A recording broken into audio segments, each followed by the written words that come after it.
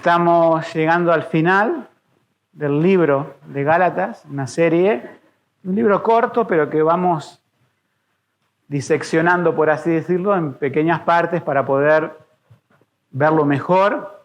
Y este capítulo 6 se va a resistir terminar, vamos a hacerlo en algunas partes más. Hoy hemos leído del 1 al 5, simplemente vamos a tratar estos 5 versículos, y el título del mensaje de hoy es el apoyo mutuo y el deber propio. Vamos a tener una introducción, pero vamos a tener 3 puntos en el mensaje de hoy, que es la exhortación, o sea, de los unos por los otros, la exhortación colectiva, como primer punto. Como segundo punto vamos a tener la ayuda de unos por otros, ¿no? La ayuda colectiva. Y el tercer punto va a ser la responsabilidad individual.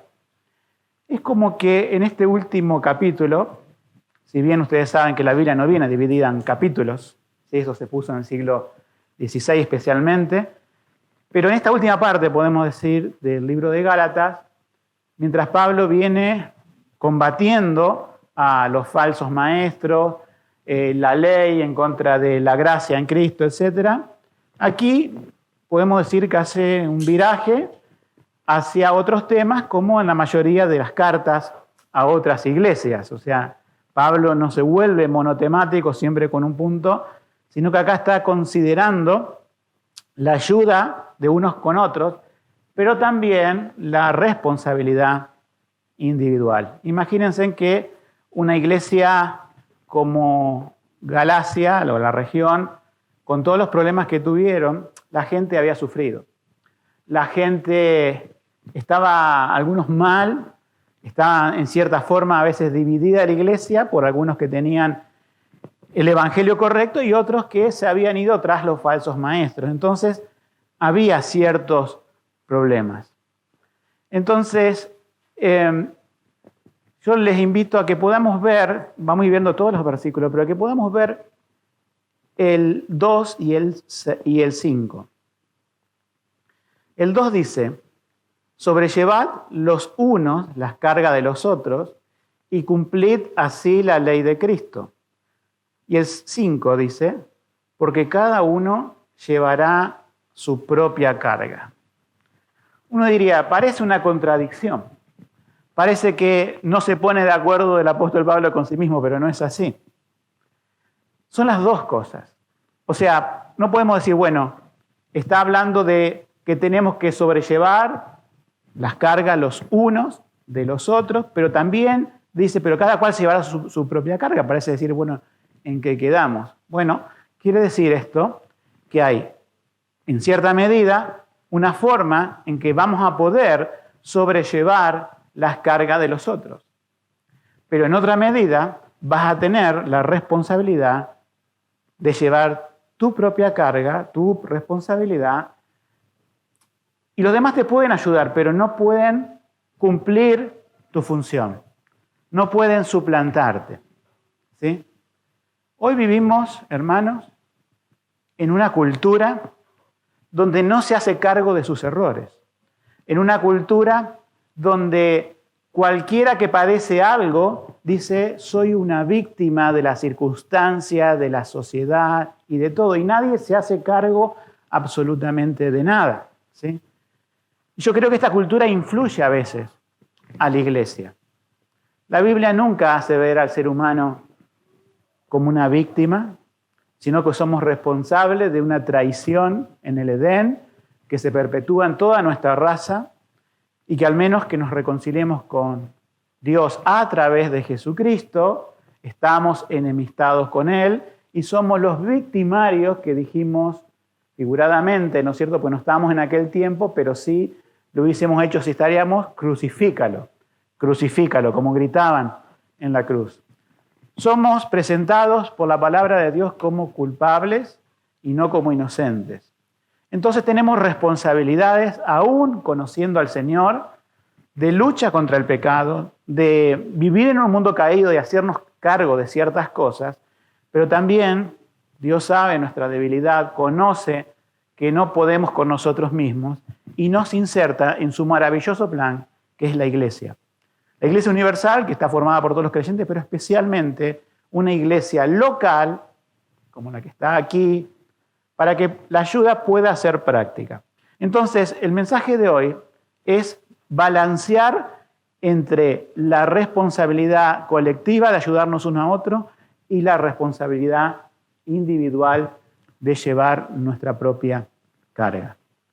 De eso se va a tratar el mensaje de hoy, de poder balancear eso y que cuando nosotros afrontemos este tema, lo recordemos y tengamos el desafío en esta semana y en lo que sigue del tiempo de aplicar estas cosas, podamos tener en claro cuándo tenemos que ayudar y señalarle al hermano, porque a veces no se da cuenta, o sí nos damos cuenta, cuándo es algo que tiene que resolver la persona. Es muy importante esto, porque podríamos ir a dos extremos, es decir, nadie ayuda a nadie, cada cual metido en lo suyo, ¿sí?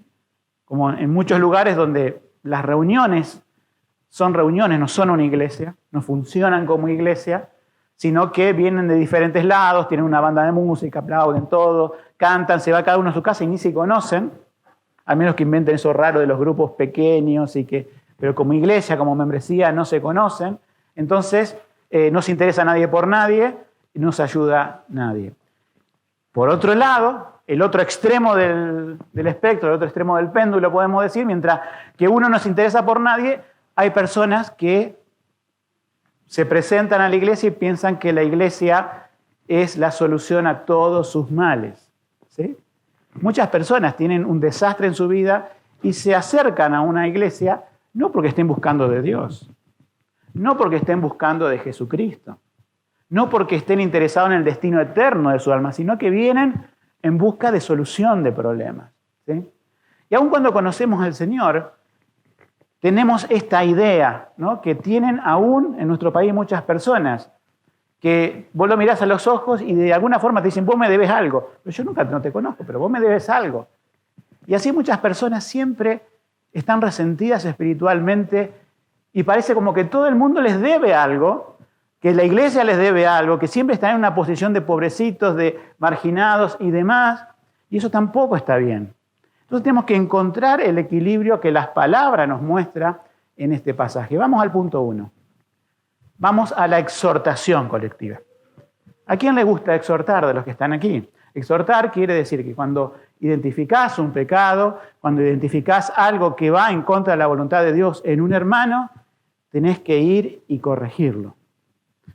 Como siempre digo, muchas personas dicen, no, yo mejor no me meto, Dios se encargará. Esa no es la situación, lo dijimos muchas veces, sino que Dios nos llama a la acción de la corrección.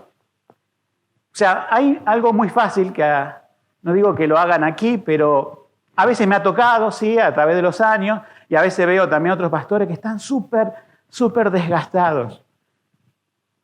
Porque a lo mejor no tienen una iglesia tan grande, pero los pocos que son en la iglesia le traen todos los problemas. ¿Saben cuántos pastores renuncian por el desgaste emocional? Porque lo hacen responsable de todos los males. O sea, si se detecta un pecado, la congregación cuando es inmadura, en vez de corregir ese pecado, en vez de charlar con la persona, viene el pastor, no sabe qué pasó con tal hermano. Pastor no sabe qué pasó con tal hermana, esperando que el pastor saque una espada, vaya y haga justicia. Pero la pregunta que te hace la Biblia, ¿y por qué no lo corregís vos? No sos llamado a exhortar unos a otros, sino leamos el versículo. Tenemos la palabra de Dios que dice, Gálatas 6:1, hermanos, si alguno fuere sorprendido en alguna falta, y siempre pasa esto, ¿no? Somos falibles.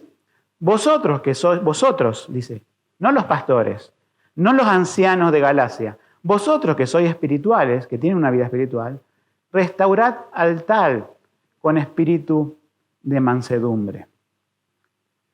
Entonces nos damos cuenta que si alguno es sorprendido en alguna falta, y uno dice, ¿pero qué es una falta? Bueno, aquí yo los invito a reflexionar que tengamos cuidado. No debemos estar corrigiendo todo. No te abrochaste el último botón de la camisa, por así decirlo. Algunos se lo abrochan, ahora no. No es una falta. Pequeñeces. O sea, no estamos llamados a ser la policía galáctica, por así decirlo, universal de la Iglesia de Dios, para corregir cada detalle, cada cosa ínfima. Porque si no, si nosotros nos enfocamos en los detalles, vamos a terminar ¿como quién? Como los fariseos. Ellos se enfocaban en los detalles. No importaba que la vida del pueblo se estuviera cayendo a pedazos mientras diezmaran el eneldo, la ruda, unos yuyitos allí. Si hacían eso estaba bien, pero si descuidaban lo otro, no importaba. No debemos perseguir cada cosita como si fuera una proporción de un pecado. Cuando uno dice, ¿cuáles son los males? Lo tenemos en el capítulo anterior, hermanos. En el capítulo anterior, ¿qué nos habla? Acerca de las obras de la carne. Y ahí da un listado. Entonces Dios nos manda a corregir los pecados que se evidencian en ese listado que Él considera pecado. Pequeñas cosas, a lo mejor podrían ser dadas con el ejemplo, con una charla un poco más amena, pero las otras cosas, y que a veces no se comete el pecado, pero vemos que la persona se apunta, es como decir, bueno, venimos a 120 kilómetros por hora y hay un murallón a 100 metros, no tenés distancia de frenado. A veces nuestra corrección tiene que ser antes que el hermano se dé contra la pared. ¿Sí? Quizás él no lo ve, no lo veo, pero si vos ves el murallón, decir, esto va a hacerte involucrar en algún pecado de la lista que nos da la palabra de Dios, recuerden Gálatas 5, que tiene que ver con las obras de la carne. Entonces, no debemos corregir cosas pequeñas como si fueran el todo y pasar el todo como cosas pequeñas. Debemos corregir justamente y objetivamente lo que la palabra de Dios nos muestra. En el versículo que hemos leído, parece una ironía, no creo que sea una ironía. Vosotros que sois espirituales. Suena como ironía, ¿no? Que me digan, a ver, vos que sos espiritual vas a tener que corregir a tal hermano. Si yo te lo digo así, va a decir el pastor, sí, me está haciendo una chicana diciendo vos que sos espiritual. A ver, si vamos a interpretarlo como ironía, que no lo es, a veces se piensa, ustedes que son espirituales, ustedes que se la dan de espirituales, no está diciendo eso la palabra. No creo que haya sido la intención cuando uno lee el texto, sino que lo que está afirmando es una realidad. No está, miren que lo he escuchado en muchos mensajes como que esto era una ironía. No, está afirmando una realidad que el apóstol, por inspiración del Espíritu Santo, dijo en el capítulo anterior. Mas el fruto del Espíritu, si estáis en el Espíritu, andad en el Espíritu, está considerando que las personas que les dice eso, que pueden corregir a otros, ¿son qué? Hijos de Dios. Está en Cristo aquel que justamente está en el Espíritu, porque el Espíritu regeneró su corazón. Entonces esto es una exhortación a creyentes. Puede decir como sinónimo, ustedes que son creyentes, ustedes que son espirituales, pueden corregir. Porque uno dice, pero esto es obvio. Pero lo que hay que recordar es esto. Bueno, hay una cosa muy evidente. Nadie que esté en una iglesia que no haya nacido de nuevo puede corregir a otro, pero los hay. Hay personas que vienen a señalar cosas de los creyentes cuando ni siquiera nacieron de nuevo. Eso puede pasar. Pero básicamente lo que está diciendo este pasaje es que si el fruto del Espíritu está en nosotros, podemos corregir a otros bien. Por el contrario, si estamos con todas las cosas de la carne, con todas las obras de la carne, y no estamos bien espiritualmente, es muy difícil corregir a otros. Muchas veces se espera, ¿no es cierto?, la corrección interhermanos, o sea, de unos a otros en la congregación. Cuando la congregación lucha contra el pecado de una manera real, a lo cual apuntamos a la santidad, en gran medida la congregación va a poder corregir unos a otros. Muchas veces la impotencia de corregir a otros es que nosotros quizás estamos en el mismo pecado. Lo miramos en la otra persona, pero también nos consideramos a nosotros mismos. Ahora, la gran pregunta es, ¿en entonces nos tendríamos que quedar todos callados porque todos tenemos faltas, todos tenemos fallas. Entonces nadie se corregiría a nadie. Pero por eso está esta aclaración de la palabra de Dios que nos dice, tenés que hacerlo con espíritu de mansedumbre. Y leamos otros 2 versículos que están en este pasaje complementarios, el 3 y el 4. Porque el que piensa de sí que es algo, no siendo nada, a sí mismo se engaña. Así que cada uno examine su obra y entonces tendrá de qué gloriarse, solo respecto a sí mismo y no del otro. Y la última parte del 1 cierra todo, que dice, considerándote a ti mismo, no sea que tú también seas tentado. Si nosotros unimos todos esos pensamientos que hemos leído a través de esos versículos, ¿qué nos invita la Biblia a hacer antes de corregir a otro? Considerarnos a nosotros mismos. Uno dice, pero esto no funciona así como decir, bueno, tengo que corregir, entonces me examino a mí mismo. No, todos los días, tengo que examinar mi corazón ante la palabra de Dios.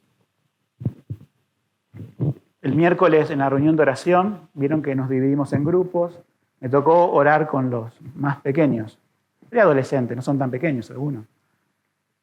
Y ellos entendieron perfectamente lo que es orar con la palabra. No voy a decir quién, pero alguien dijo algo que me impactó, si bien es algo que ya conozco, que pedía en su oración que nos miremos en el espejo de la palabra para ver nuestra vida. Cuando nosotros nos miramos diariamente en el espejo de la palabra, vamos a aprender a ir con humildad al otro. Las personas que son inconscientes acerca de su vida espiritual y están esperando corregir a otro, van a ir y van a corregir, pero no con un espíritu de mansedumbre. Van a querer medir a otros con la vara que no se miden a sí mismos. Van a querer quitar la viga del ojo ajeno cuando, la mota del ojo ajeno, cuando tienen la viga en su ojo. Esto es el sermón del monte que dijo Jesús, que era gran parte de la religión farisea, ¿no es cierto? Esas pequeñeces cuando tenían una viga en su propio ojo.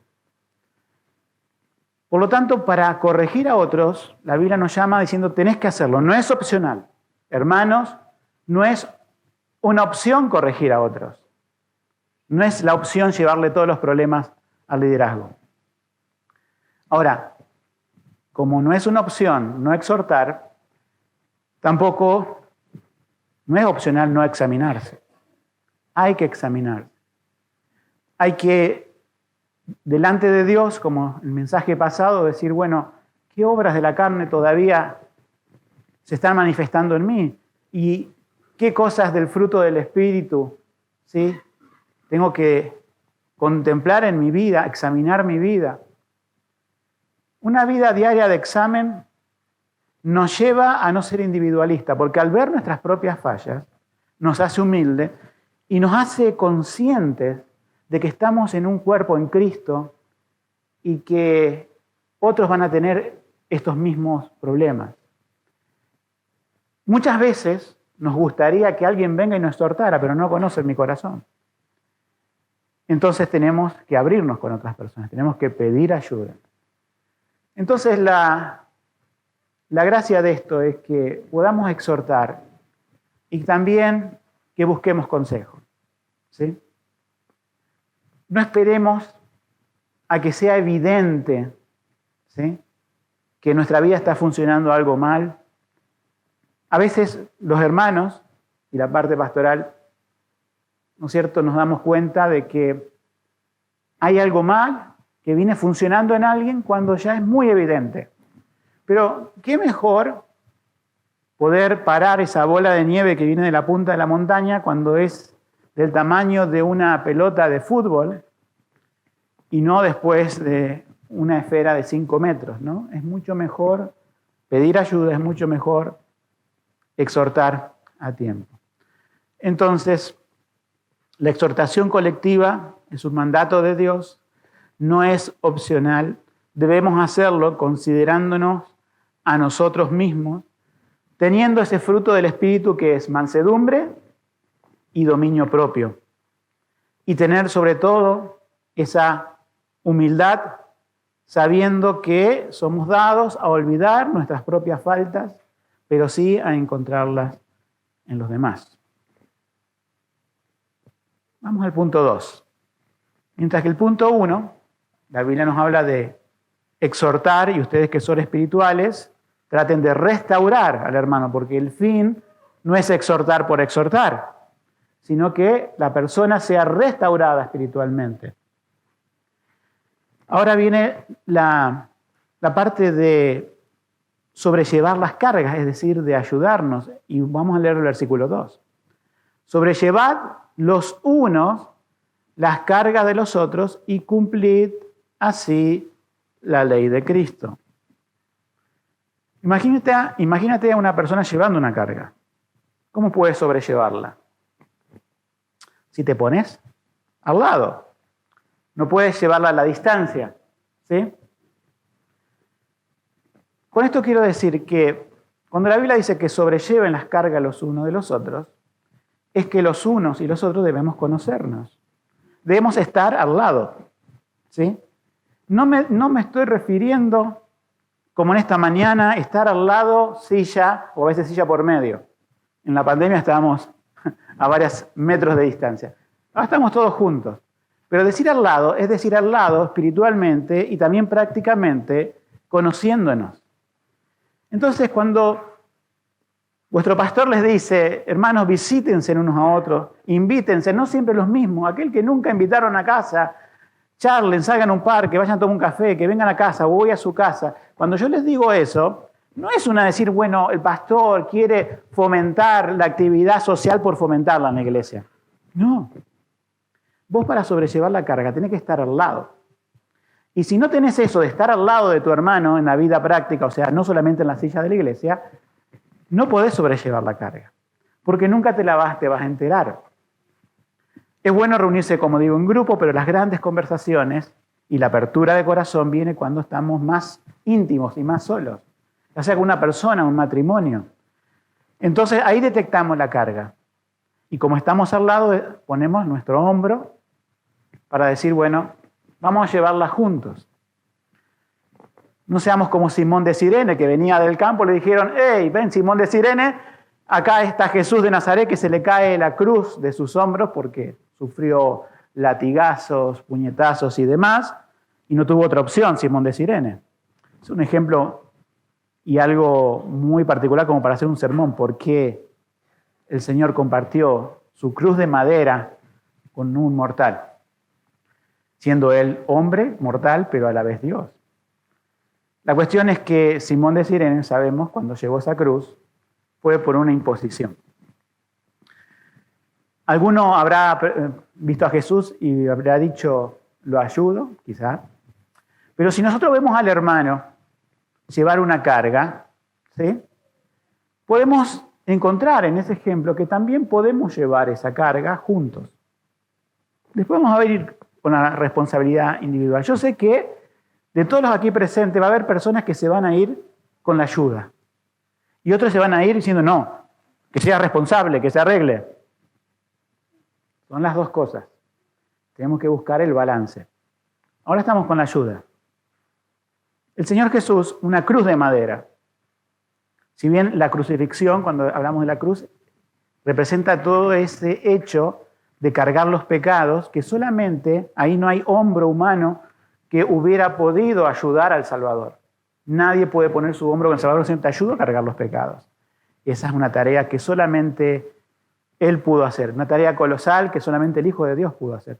Pero la cruz de madera, sí, dentro de la voluntad de su Padre fue que la llevara con otro hombre, por lo menos hasta el pie, no sé si hasta arriba del Monte Calvario. Y nosotros, hermanos, nuestras cargas ya las llevó Cristo. Él cargó con nuestros males, con nuestros pecados. Y vamos a ver a los hermanos que luchan con algunas cosas. Es como la cruz de madera. Podemos poner allí nuestro hombro. Podemos ayudar. Para ayudar tenemos que estar, para sobrellevar tenemos que podemos decir, estar a la par con el hermano. También hay una cosa, y se los pongo con una ilustración. Bueno, en nuestra ciudad no tenemos cuestas, ¿no? Esto no es Córdoba, es terreno llano, es campo, no hay subidas y bajadas quizás. Algún hermano que acá está en Entre Ríos sabe lo que es una cuesta. Acá creo que tenemos una sola en la bajada Puxio. Imaginemos que viene un hermano caminando así, cuesta arriba con algún electrodoméstico. Lo que ustedes imaginen, fatigados con un sol de mediodía, con esos calores de verano. Y alguno de nosotros en su auto viene y lo ve al hermano, transpirado, con el hombro partido, no sé por qué, no se toma un taxi, pero tiene que llevar eso arriba de la cuesta. Y nosotros bajamos la ventanilla, quizás estamos con aire acondicionado y le decimos, hermano, voy a orar por ti. Uno diría, no haríamos eso. ¿Qué haríamos? A ver, abriríamos la puerta, tratamos de abrir el baúl, de atarlo con alambre, algo haríamos y ayudaríamos a ese hermano. Ahora, ¿puede ser que en la vida espiritual hayamos hecho esto? No sé, pregunto. Y no nos hayamos dado cuenta que venía nuestro hermano en la cuesta con una carga muy pesada, que nos comenta, que nos abre su corazón, o que nos da indicios y nosotros no averiguamos, no queremos meternos más y decimos, no sé lo que te pasa, pero voy a orar por vos. Parece muy espiritual, parece muy solidario, pero en la práctica no lo es. En la práctica debemos involucrarnos en la vida con los hermanos. Yo sé que hay una tendencia a veces en nuestro corazón a resolver nuestros propios problemas, ¿sí? Pero tenemos que salir de eso. Tenemos que pensar en cómo Cristo actuó con nosotros, porque ahí va a venir la forma de cambiar nuestro pensamiento. Si nosotros nos fijamos en el hermano, su falla, y esto se lo merecía, y esto es por su culpa, y esto es por falta de previsión, todo lo que vos quieras ponerle puede ser que sea así, otras veces no, es soberanía de Dios, ¿sí? No es parte de la responsabilidad humana, a lo mejor la persona hizo todo bien, pero tiene una carga. Pero ¿qué hizo Jesús con nosotros? Llevó la carga que no le correspondía porque llevó nuestros pecados. Él no tenía pecado. Entonces, del ejemplo más injusto de la historia puedo ponerme a mí mismo, compararme con la cruz y decir, Jesús tomó mi lugar. Él lleva mis cargas. Entonces, cuando dimensiono eso, ahí es cuando puedo ver al hermano, parar mi auto, por así decirlo, bajar la ventanilla y decir, no voy a orar por ti, voy a hacer algo por ti. Orar, por supuesto, que tiene su valor. Nada va sin la oración. Pero así como oramos, también hacemos. Entonces, la ayuda colectiva es ponerse al lado del hermano, es ayuda en acción, ¿sí? Es llevar esa ayuda más allá de lo que el pastor o los líderes puedan hacer, ¿sí? Y no todos los problemas, escuchen esto, involucra institucionalmente a la iglesia. Podés ayudarlo vos. A veces hay un problema en determinado hermano, una familia, algo. Yo sé que se puede acudir a los diáconos, ¿verdad? Sí, se puede acudir. Pero fíjense, dimensionen ustedes si es el problema grande como se presentó en el libro de Hechos, donde un grupo muy grande de viudas helenistas, o sea, de los griegos, era desatendida, menospreciada, mientras que las viudas de los judíos eran preferenciadas, porque eran judíos ellos. Había un problema de, podemos decir, de desunidad en la iglesia. No creo que todos los problemas sean así. Porque para ese problema grande se convocó a los diáconos. 7, ¿recuerdan? Varones con poder, elocuencia en el Señor, lleno del Espíritu Santo. Pero si nosotros detectamos un problema menor, no llevemos todo al pastoreo de los diáconos. ¿Podés solucionarlo vos? ¿Podés ir una milla con la carga al hombro de ese hermano? ¿Podés, como dice la palabra, cuando pues hagas limosna, y nosotros a veces interpretamos mal esta palabra, pensamos que es dar monedas, nuestras monedas les aclaro que no nos sirven por ahora, No hagas tocar trompeta delante de ti, como hacen los hipócritas en las sinagogas y en las calles, para ser alabado de los hombres. De cierto os digo que ya tienen su recompensa. Sabemos que tenemos que ayudar en lo secreto, que nuestra derecha no tiene que saber lo que hace nuestra izquierda, es un dicho del Señor Jesús, que no todo podemos derivarlo institucionalmente a la iglesia, sino que vos mismo podés hacer algo por el hermano. Y no hace falta sacarte una selfie, no hace falta publicarlo en las redes sociales, ni comentármelo a mí. El Señor que ve en lo secreto. Muchas cosas las recompensa después. Podés hacer muchas cosas en esto de la ayuda colectiva. Y cada cual que ayude, obviamente, como pastor me voy a alegrar y lo voy a quizás a felicitar, aunque a veces no le voy a decir nada para que no se ponga orgulloso a la persona. Pero a veces sí, es bueno reconocerlo, pero es el Señor que te mira. Son sus ojos por los cuales tenés que hacer las cosas, no sirviendo al ojo. Entonces, de esta mirada individualista y retrospectiva, miramos a nuestros hermanos, nos consideramos a nosotros mismos, sabemos que su pecado muchas veces es el nuestro, pero lo ayudamos. Los exhortamos a veces y otras veces sobrellevamos las cargas. El versículo que hemos leído dice, y así cumplid la ley de Cristo. Es esto que vinimos hablando recién. La ley de Cristo es toda su vida, pero también su mayor carga. Su mayor carga es la cruz. Pero lo vemos a Cristo, que no apareció un día para morir en la cruz, sino que vivió 30 años sobre esta tierra. 33, aproximadamente. Comenzó su ministerio como a los 30. Un ministerio lleno de incomodidades. Tenía que sobrellevar a 12 apóstoles, discípulos, que no eran, ustedes saben, lo mejor de lo mejor humanamente hablando. Les daban mucho dolor de cabeza. Hacían lo contrario a veces a lo que él decía. Les enseñaba todos los días y a veces ellos terminaban haciendo cosas que diciendo, bueno, parece como que comenzaron ayer y no que estuvieron 2 o 3 años con Jesús. Sin embargo, él los soportó. Él soportó a muchas personas. Él fue manso y humilde, no tenía pecado. Considerarse a sí mismo, cuando el Señor se consideraba a sí mismo, tenía la voz del Padre diciendo, este es mi Hijo amado en el cual tengo complacencia. Y esa es la consideración que tenemos de él. Perfecta. Sin embargo, él nos soportó en su vida terrenal. Y yendo al tema de la cruz, que eso es algo ya que trasciende el tiempo y el espacio, cargó el pecado allí de su pueblo, eso nos tiene que hacer recordar algo más profundo.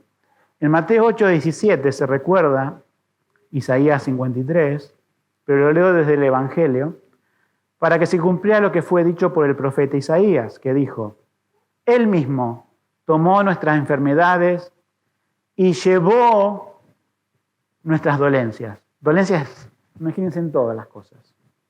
¿Sí? Y está hablando no de enfermedades, podemos decir, físicas y dolencias que me duele la espalda, no. Está hablando del pecado, la misión que él vino a hacer. Usa exactamente la misma palabra en griego que es la de llevar las cargas los unos por los otros.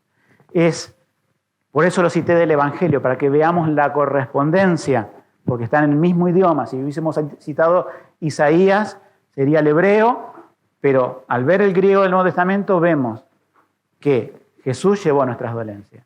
Y después nos invita la palabra a llevar de la misma forma, como carga, la de los otros. Esto es la ley de Cristo.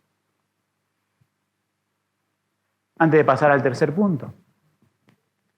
Lo importante de cada uno que estemos aquí, si creemos en el Señor, pero si hay alguno que dice, bueno, yo creo que creo, pero la pregunta es, ¿realmente estás completamente seguro de que Cristo llevó tus cargas? Miren, si la persona dice, pero yo no tengo pecado, yo no necesito eso, entonces no conoces a Dios. Pero si dices, sí, yo sé que mis cargas me hundían en el lodo de este mundo. Mis pecados me hundían. Y en mi desesperación miré a Jesús y Él libró mis cargas. Los niños y quizás los adultos que han leído o visto, a veces hay películas, El progreso de Peregrino, de esa carga gigante que tiene, que va al Calvario y ¿qué hace ahí? Cae de rodillas y deja todas sus cargas. Y ese es un ejemplo, obviamente, de un escritor llamado John Bunyan o Juan Bunyan, que por medio de una ilustración quería hacer ver lo que es la salvación del pecador. Pecador es aquel que dice, yo soy pecador y tengo esta carga que me hunde y la dejo al Salvador. Y ahí el Señor la destruye en la cruz. La carga, pero Él triunfa sobre ese pecado, no lo agobia, no lo aplasta. A mí me aplastaba, pero al Salvador no. ¿Tienes esa experiencia en esta mañana? ¿Tienes la seguridad de que Cristo Jesús es tu Salvador porque llevó tus pecados en la cruz? Si es así, decimos amén. Y si no, tendrás que verlo hoy con el Señor. Vamos al tercer punto. Es un punto duro este. Claro, en una cultura de no responsabilidad individual, pero tenemos que verlo. Versículo 5 es el último y más corto. Porque cada cual llevará su propia carga. Es un versículo corto, como si fuera un epitafio. Quiero hacer una distinción de cargas. Toda nuestra vida está en la soberanía de Dios, ¿verdad? Nada ocurre sin su decreto. Pero hay una doctrina paralela que van como las vías del tren y que no están en conflicto con la soberanía de Dios, que es la responsabilidad humana. ¿Sí? Quisiera poner algún ejemplo. Podría ser que por soberanía de Dios, subrayo soberanía, podríamos haber nacido con algún defecto de nacimiento, con un problema para caminar, con un problema en algún órgano. Todos queremos que nuestros hijos nazcan sanos, pero a veces, por soberanía de Dios, ocurre que no.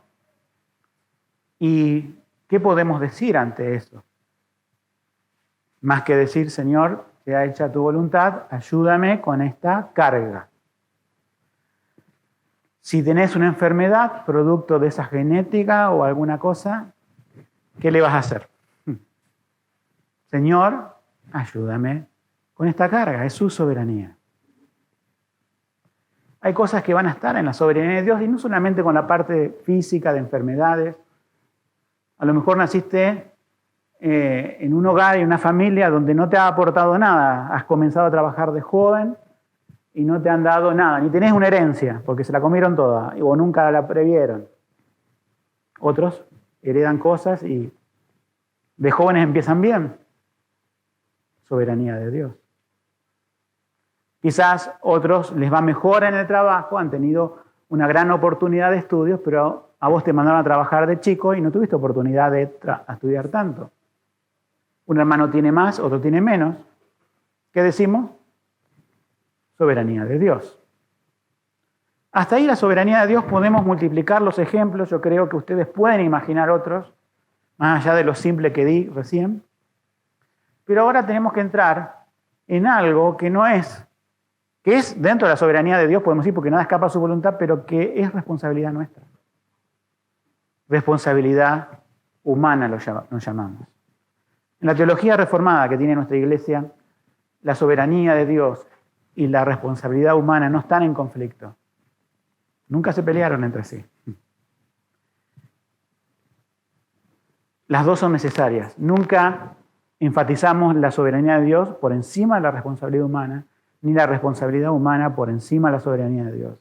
Lo que sí dejamos en claro siempre que en la doctrina de la salvación es la salvación por la soberanía de Dios. Soberanamente Él nos salvó cuando nosotros no preguntábamos por Él. Soberanamente Él nos salvó cuando éramos sus enemigos. Cuando no lo amamos, Él nos amó primero. Eso podemos decir que es soberano. Yo no podía resucitar de mi tumba espiritual, sino que tuvo que venir Jesús y decir, ven fuera.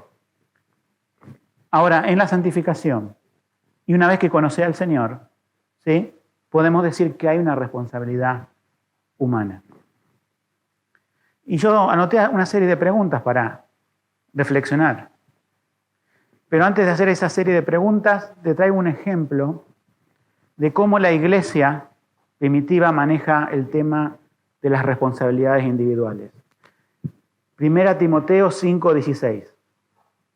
Si algún creyente o alguna creyente tiene viudas, socórralas y no sea agravada la iglesia, a fin de que ella pueda socorrer a las que en verdad son viudas.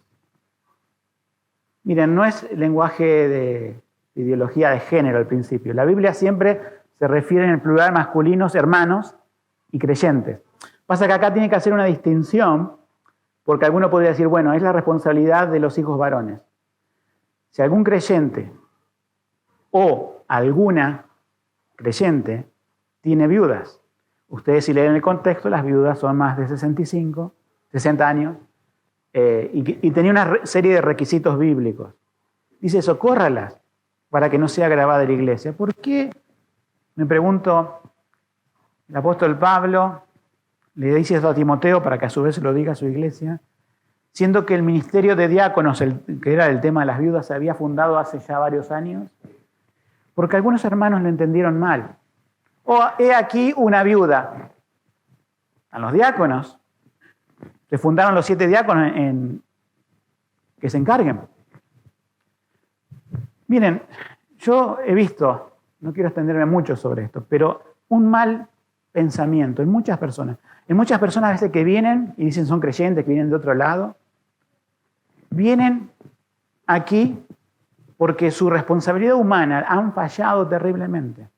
Y piensan que la iglesia es una institución que soluciona todas estas cosas. Es una especie de ONG. ¿Saben lo que es una ONG? ¿Verdad? Incluso en el chat a veces de la iglesia, en el WhatsApp, hay personas que dicen, te voy a mandar a tal persona para que le den ropa, comida, asistencia. Podemos ayudar, pero ¿cuál es la función de la iglesia? Predicar el evangelio. Ayudarnos unos a otros, pero no ser una ONG. No ser un centro de cuidado de personas. No ser un hospital. No somos parte de la municipalidad. Entonces muchas personas se abusan, ¿sí?, por un pensamiento distorsionado de la Biblia, como pasaba ahí, eso se los nombro muy al pasar, diciendo si alguna, incluso mujer, está trabajando, puede ayudar a su mamá, que la ayude. ¿Por qué traerlo todo a la iglesia? Bueno, porque es la tendencia humana a irse siempre a los extremos. Cerramos damos vuelta a esta hoja, es una aclaración para que ustedes relacionen este pasaje donde la iglesia no debe cargar con todas las responsabilidades. Y ahora vamos a ver una serie de ejemplos. Como vimos, algunos problemas son problemas de cosas que sufrimos, cargas, son de la soberanía de Dios y otras veces de nuestra responsabilidad y a veces, entre paréntesis, pecado. Pregunta 1. ¿Has ahorrado para tu vejez? Yo sé que muchos conocieron al Señor de grandes, pero si lo conoces ahora de más joven,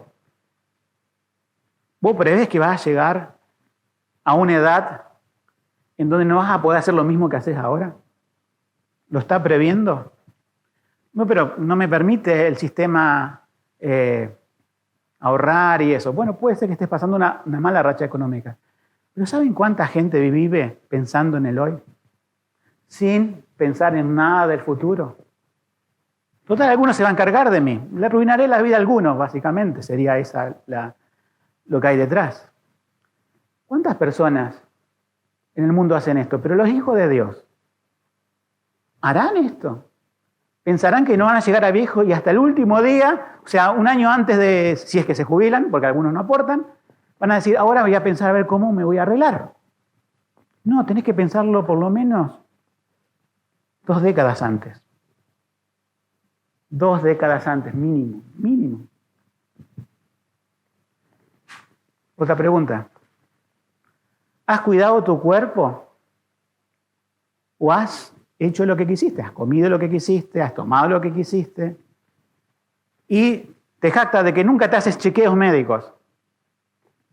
No, porque hay que hacer mucha cola. Parece que hacerse un chequeo médico es algo, no sé, un privilegio, pero si alguna vez lo tenés que hacer, si ves que Dios te dio un cuerpo que a lo mejor no era con una herencia genética mala, pero lo estás castigando, ¿sí? Es responsabilidad humana. Si uno tiene problema ahora, imagínense que al pasar una década se va a tener más, a pasar otra década se va a tener más. ¿Y quién va a hacerse cargo de eso? Por supuesto, está la iglesia, están los hermanos, pero es negligencia pensar de que yo voy a ser irresponsable con mi persona porque al caerme hacia atrás alguien va a poner un colchón. Eso no está bien. Cada uno llevará su propia carga. Eso es responsabilidad. ¿Malgastas los que tienes y te faltan luego en las cosas esenciales? Yo sé que pasamos una crisis económica, quizás como nunca antes en la historia. Pero aún conozco personas que en medio de la crisis económica compran lo que no necesitan. Se arriesgan a hacer transacciones para decir, bueno, después veo cómo. El cristiano no tiene que pensar así. Parece que el libro de Proverbios lo buscamos y lo arrancamos de la Biblia y decimos, bueno, esto es para quién sabe quién. Es para nosotros. Todo lo que puedo nombrar aquí, esas preguntas, hay un pasaje de Proverbio que va a respaldar eso. ¿Has corregido a tiempo a tus hijos? A tiempo. Quizás alguno le encontró el Evangelio cuando no tenía esa sabiduría. Pero ahora que lo tienes, corriges a tiempo a tus hijos. ¿Has estudiado algo específico o algún oficio para tener otras chances laborales? Esto es muy importante. ¿Saben la cantidad de personas en nuestro país que no tienen trabajo? Pero ¿saben la cantidad de personas que en su juventud preferían salir con los amigos, ir a jugar al fútbol 5, y las mujeres salir con sus amigas, etc.? ¿Y qué saben hacer? No mucho. Y luego entraron a un trabajo y nunca se capacitaron en su vida. Nunca pensaron diciendo, tengo que pensar en mi futuro, tengo que pensar en mi vejez, tengo que pensar que en un país tan impredecible como es la Argentina, tengo que saber más de una cosa. Antes vos tenías un oficio o tenías un empleo, morías con ese empleo. Crecías y morías con ese. ¿Conocen ustedes algo que dura así? En los tiempos cambiantes, donde cambian los conocimientos, donde cambia el país, donde cambia la sociedad, donde cambian las empresas, donde cambia todo. Entonces, ¿uno qué va a hacer? Y no, soberanía de Dios que me quedé sin trabajo. Sí, pero ¿qué otra cosa procuraste? Nuevamente, el libro de Proverbios está en la Biblia, hermano. ¿Te has preparado para el matrimonio espiritualmente y materialmente? ¿O vas a culpar a Dios de tu soltería? Hay personas que hacen lo posible, se preparan, pero otros no hacen eso. Incluso las mujeres, que supuestamente el hombre tiene que sostener el hogar, tampoco se preparan. Entonces, hoy en día yo sé que muchos se ponen de novio y se casan, a veces no contando los ladrillos de la torre, pero los creyentes debemos contar todas las cosas si vamos a edificar algo tan importante como un matrimonio. Y termino con esta pregunta porque podría seguir por mucho tiempo. ¿Estás aprovechando los medios de gracia que se dan en la iglesia, la predicación de la palabra, los cantos, las oraciones, la cena del Señor que vamos a tener hoy, para crecer espiritualmente, o necesitas a alguien que siempre te esté marcando el paso? ¿Podés respirar por vos o tenemos que ir con el tubo de oxígeno a todos lados porque no estás aprovechando los medios de gracia que Dios pone a tu disposición? Se dan cuenta que es muy fácil decir, yo pongo el hombro para ayudar a mi hermano, pero casi nunca miramos a la parte de nuestra responsabilidad. El gran problema de nuestro tiempo es que el ser humano se victimiza para evadir responsabilidades. No hagas lo mismo. Vamos a la conclusión. Termino con preguntas, pero ya fueron demasiadas. No son preguntas. Simplemente un repaso. Para que antes de la cena del Señor, si en algo el Señor nos ha hablado en cuanto a esto, podamos confesárselo a Él y Él pueda restaurar nuestro corazón. Primer punto, recuerda el deber de corregir el pecado. Lo tendrás que hacer. Recuerda el deber de ayudar a otros de manera práctica, no solamente orando. Ten la humildad para dejarte ayudar y no rechaces por orgullo la ayuda que otros te ofrecen. Cosa que no hemos detenido hoy porque ya lo hemos visto en nuestro mensaje, pero no dejarte ayudar es una forma de orgullo, la cual hace mal. Punto 4, queda después 5, sé consecuente con tus propias cargas. Tenés cargas que son soberanía de Dios y tenés cargas que son propias por tu responsabilidad humana. Por supuesto que podés pedir ayuda, pero te sos responsable de esas cargas. Y último punto, y lo que cierra este mensaje, recuerda que Cristo llevó tus cargas y las sigue sobrellevando hasta el día final. El Señor nos salvó, pero el Señor no nos abandonó después de nuestra suerte, después de salvarnos. Él sigue llevándote. Él te sigue sobrellevando. Él te sigue dando oportunidades. ¿Sí? No de salvación porque ya te salvó, sino de mejorar, de realmente ser un mejor hijo tuyo. Que el Señor en esta mañana nos recuerde por medio de su palabra, marque en nuestro corazón, ¿sí?, tanto la responsabilidad que tenemos unos por otros, como la responsabilidad individual delante de Él. Que el Señor nos bendiga.